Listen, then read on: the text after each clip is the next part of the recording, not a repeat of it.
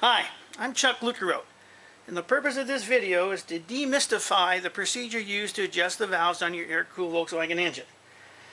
Now, I'm sure you stumbled upon this video as you were looking at other videos that have you setting the crankshaft at top dead center number 1 with the distributor cap off, and you adjust the valves on number 1, and then you get up into the car again and you rotate it to halfway backwards and line the rotor up, and man, by the time you're done with that, it's time for a beer. This procedure is nothing like that. Okay, this procedure is different. Okay, the procedures that you've seen are taken right out of the Bentley manual probably and just turned into a video. I assure you, the boys in Germany did not employ that procedure. It takes too long and it's not conducive for a assembly line type of environment. Okay, so before we get started, we're going to go over the camshaft. The camshaft here is for a Type 4. Okay, the Type 1 camshaft is really no different. Physically it's a little smaller, but the same design aspect is there. And it's been that way since 1938. So regardless of what air-cooled Volkswagen engine you have, it has the same design here. We have 4 lobes, 8 lifters, 4 up here, 4 up here, 8 valves, 2 valves per cylinder. That's the same. Okay. Now, I assume that you have the proper tools and the proper work environment to carry out this task. And I am assuming that you have the proper safety procedures in place. So I'm not going to get into that. We're going to just get into this here first. We're going to go over this when I get the engine together. Part 2 of this series, we'll have the engine on the stand here. I'll go through the valves in a more of a situation you'd probably be more familiar with laying under the car. Okay, so here we go. Okay, let's get started. This is a Type 4 engine. We have the camshaft and the crankshaft. Number 1 connecting rod, number 2 connecting rod, number 3 connecting rod down here, and number 4 here. Okay, I'm not going to get into the technical aspects of the camshaft.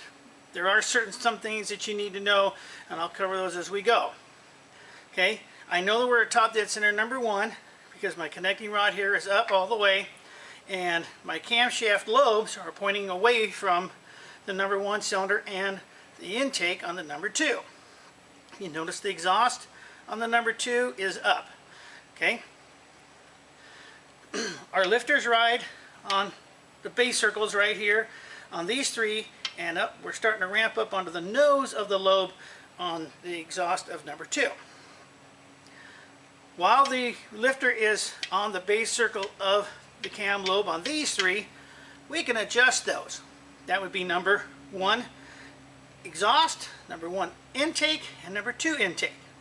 Now, if you notice the lobing up here, of course, number 4, which is the one directed to the other side, exhaust, we're going to be on the base circle of that one.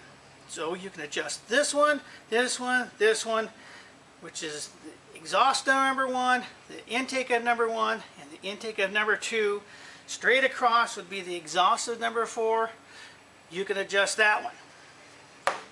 Now, it's really simple. You turn the engine over 1 complete revolution. It doesn't care which way you go. 1 revolution is 1 revolution. And now we're at top dead center on number 3. We know that is because our base circles now are towards the number 3 cylinder and our lobes are at the top. The same with the lobe for the number 3 here. Position of be the 4 intake, it's on the base circle. If you notice that our number 2 exhaust here, we're on the base circle of that. This would sit here. Now, we didn't do this one before on number 2. We're going to do it now. And conversely, number 3 exhaust, number 3 intake, and number 4 intake on the other side we can do. And we're done. I'm confused as why we're still doing it the old way of setting it at number 1 and turning it backwards halfway, and you know, it just makes no sense. I was taught this way 40 years ago at a Volkswagen shop because this was an easy way to do it. You know, in a shop environment, time is money. You don't have time to get up from underneath the car several times to turn the crankshaft. It's silliness. This does the same thing. It's easier. You don't get confused. The results are exactly the same.